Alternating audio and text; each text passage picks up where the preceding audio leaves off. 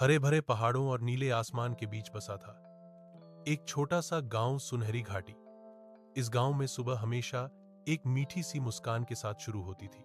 जैसे ही सूरज की पहली किरणें मिट्टी के घरों की छतों पर पड़ती, चिड़ियों की चहचहाहट पूरे गांव को जगा देती।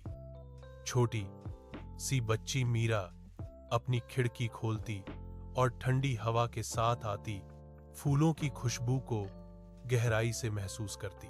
आज भी कितना सुंदर दिन है, वह मुस्कुराकर कहती। सुबह सुबह मीरा अपनी दादी के साथ बगीचे में जाती। दादी मिट्टी में हाथ डालकर पौधों से बातें करती, मानो वे उनके पुराने दोस्त हों। मीरा तितलियों के पीछे दौड़ती, कभी गिरती, कभी हौंसती।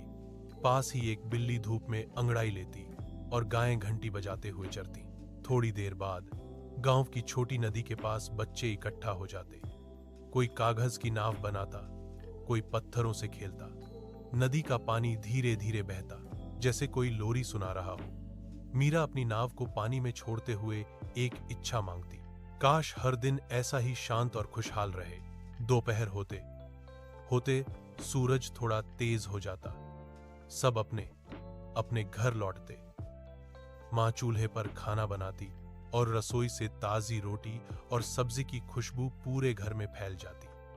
खाना खाते समय सब मिलकर हंसते, बातें करते, कोई जल्दी नहीं, कोई तनाव नहीं। दोपहर की नींद के बाद मीरा अपनी पुरानी कॉपी और रंग लेकर बाहर बैठ जाती। वह पहाड़, बादल और अपने गांव के सपने बनाती। हवा उसके बालों से खेलती और पेड़ सरसराकर जैसे उसकी तस्वीरों की तारीफ करते।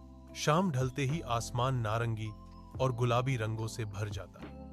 गांव की लालटेनें जल उठती। बच्चे मैदान में खेलते, कहीं से बांसुरी की धीमी आवाज आती। मीरा अपने दादा के साथ बैठकर तारों का इंतजार करती। दादा कहते, हर तारा एक कहानी है। रात को चांद निकल आता, पूरा गांव चांदी जैसा चमकने लगता।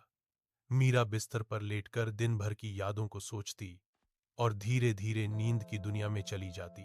और सुनहरी घाटी फिर से अगले शांत सुंदर दिन के लिए सो जाती।